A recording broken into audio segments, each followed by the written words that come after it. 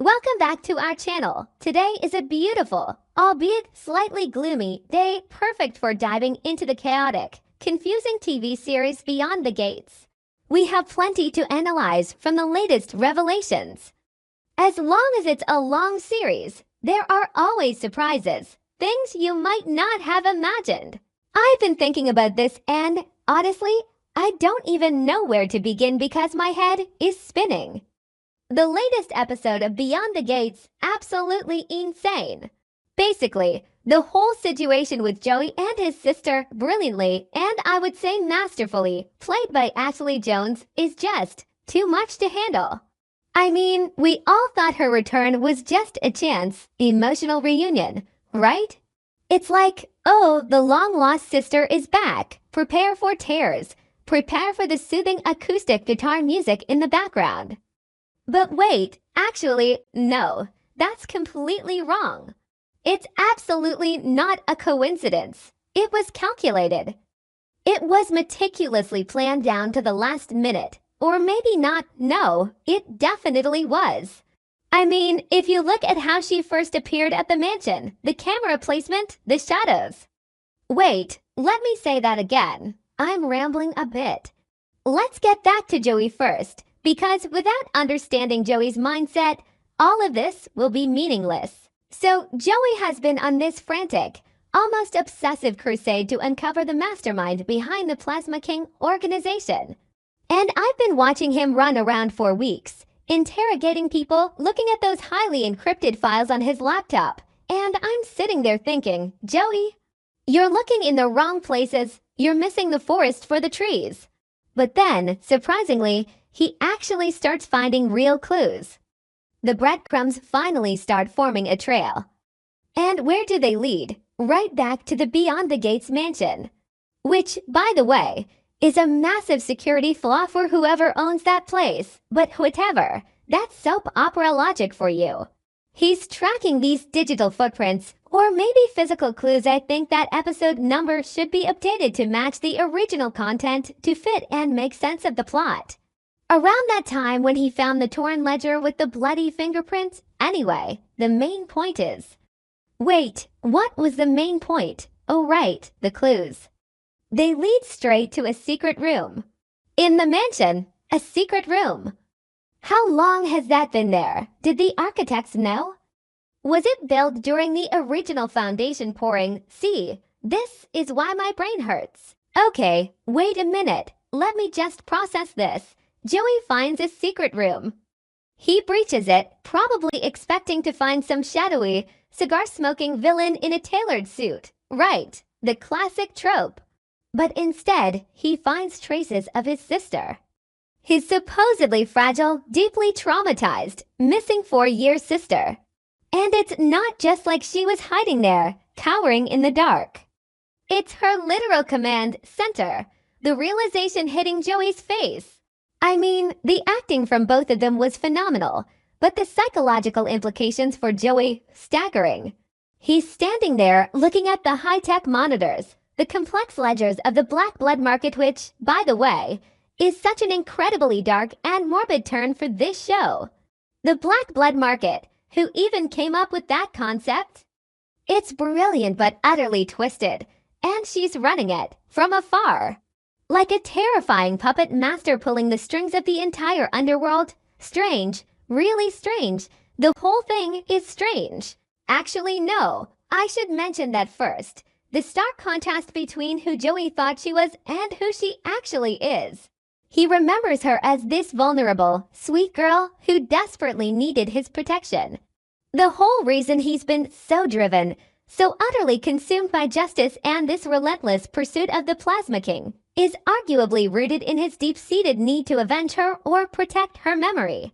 He thought he failed her in the past, and then, boom, reality shatters. She's the boss, the literal mastermind.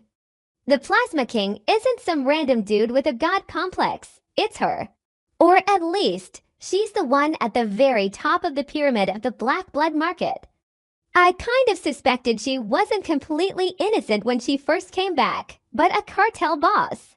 That's a massive, unbelievable leap. I mean, not exactly, but something like that. It completely recontextualizes every single flashback we've ever had of them together. Was she always this dark? Was the darkness always lurking beneath the surface? Or did the sheer trauma of her disappearance forge her into this ruthless dictator of the underground? Let's talk about the logistics for a second, because my mind just keeps wandering there. Running a black blood market requires infrastructure, right? You need suppliers, you need cold storage, you need a distribution network that bypasses federal regulations. How on earth did a young woman, presumed dead or missing, amass the capital and the sheer terrifying reputation to build this empire? She must have stepped over a lot of bodies to get to the top. Maybe it's not important, but I noticed the way she held her posture in that scene. It wasn't defensive. It was predatory. She owned that space. The Beyond the Gates mansion wasn't just a hiding spot. It was her throne room. And Joey just walked right into the lion's den without even realizing it. And then we get to the actual confrontation. Oh my God, the confrontation. When she finally steps out of the shadows, and Joey is just paralyzed, literally frozen in place. The tension was so thick you could cut it with a chainsaw. She doesn't even flinch. There's no tearful apology. No, oh, Joey, I had to do it to survive. Please forgive me. No, she just looks at him with this dead-eyed, chilling calmness that sends shivers down your spine. Her ruthlessness and decisiveness are absolutely terrifying. She gives him an ultimatum, a literal, non-negotiable ultimatum. She basically says, join me to rule, or what? She didn't explicitly say the or else, but the implication was heavier than an anvil. It's a binary choice, blood or justice, family or morality. I was sitting there screaming at my screen, Joey, don't do it.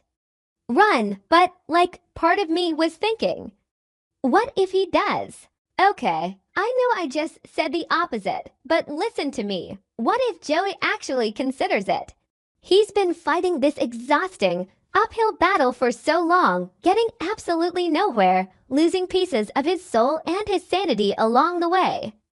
And here is his sister, offering him the world. A dark, twisted, blood-soaked world, yes, but still, power, the conflict between his deep-seated sense of justice and his undeniable biological loyalty to his only remaining family member. It's Shakespearean. It really is. It's like Hamlet meets the Godfather, but she is so cold. The absolute, freezing coldness of the sister makes Joey realize he doesn't even recognize her anymore. The person standing in front of him is a complete stranger who just happens to be wearing his sister's face. How do you reconcile that cognitive dissonance? How do you arrest your own sister? Or worse, how do you take her down if it comes to a physical fight? But that doesn't explain why she wants him to join in the first place. Why now? If she's been running this massive, highly profitable, totally illegal underground black blood market so successfully without him all these years, why bring him in now? Is it because he was getting too close with his investigation and she needed to neutralize the threat by absorbing him into the organization? Or, wait a minute, is it something deeper? Does she actually just want her brother back? Is this her totally warped, twisted way of rebuilding their family? Hey bro, I run a massive crime syndicate now, want to be co-CEOs and rule the underworld together. It's absurd, but in her deeply damaged psychological state, it might make perfect, logical sense to her. She might genuinely believe she is offering him a beautiful gift. Or maybe not, I don't know. Maybe she's trying to consciously drag him down into the vortex with her misery loves company, right? If she has become this irredeemable monster, maybe she can't stand the fact that Joey is still pure or good or fighting for justice. By forcing him to join her, by making him compromise his deeply held morals, she validates her own horrific choices. If Joey falls, then her fall wasn't a failure of her own character. It was just inevitable human nature. She's testing him. She's actively pulling him into the abyss. Will Joey do what it takes to help his sister? Does helping her mean saving her from herself by turning her in? Or does it mean literally helping her run the illicit business? If he pretends to join her just to take her down from the inside. Oh, that would be a classic soap opera trope. But is Joey smart enough or emotionally detached enough to pull off a double cross against someone who clearly outsmarted him and the entire police force for years? I mean, if we look at the cognitive dissonance Joey is experiencing, the psychological paradigm shift is monumental. He's experiencing a complete structural collapse of his foundational reality. Okay, I know I'm just using analytical jargon now to sound smart, but basically, the dude's brain is fried. He's looking at his sister and his internal schema of sister equals good, sister equals victim is violently, aggressively clashing with the new reality of sister equals plasma king. Sister equals black blood market boss. It's a classic case of something cognitive dissonance. I lost my train of thought. Oh, right, the emotional toll. The struggle is so intensely emotional. You can see the micro-expressions on Joey's face, the way his jaw clenches so tight you think his teeth might break. The way he almost reaches out to touch her arm but pulls his hand back as if she's made of fire.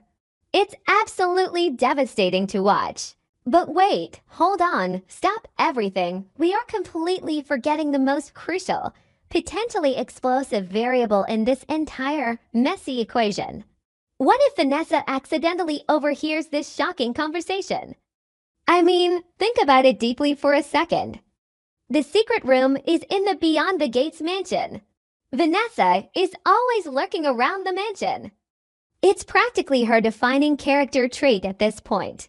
She has this uncanny, almost supernatural ability to be in the wrong place at the exactly right time. What if she was standing right outside the door? Or what if she had tapped the mansion's internal security feeds?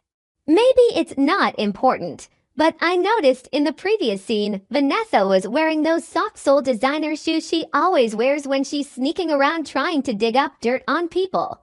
Coincidence? I think absolutely not. The writers are planting seeds. If Vanessa hears this, oh my god, the power dynamics of the entire show shift completely. Vanessa suddenly holds the key to destroying both of them. But what would she do with that highly classified, dangerous information?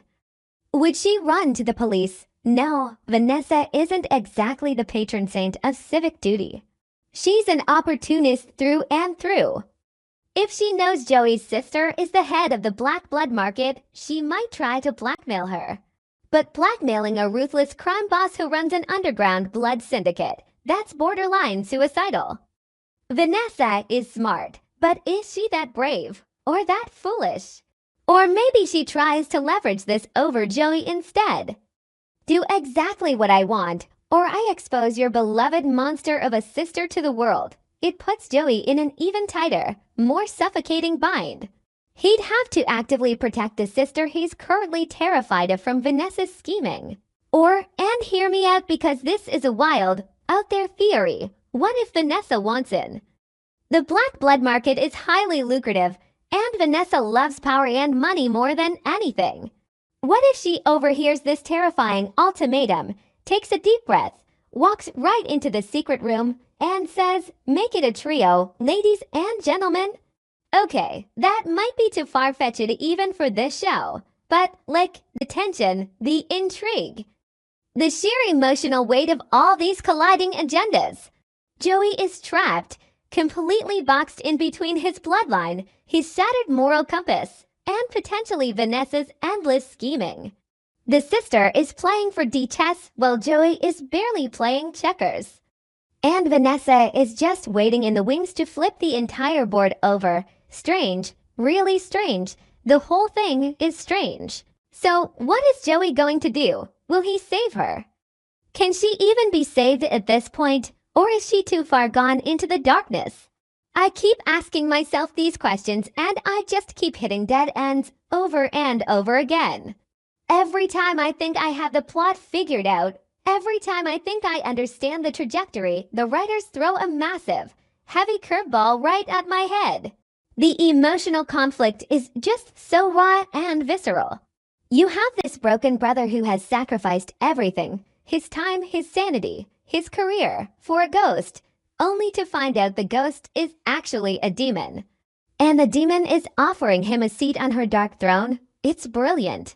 It's absolutely brilliant storytelling, but it's also so deeply frustrating because I have to wait for the next episode to see what happens. I just hope Joey doesn't make a stupid, impulsive decision. But knowing Joey, well, actually, I shouldn't judge. It's a complex, impossible situation. I guess we'll just have to wait and see how the dominoes fall.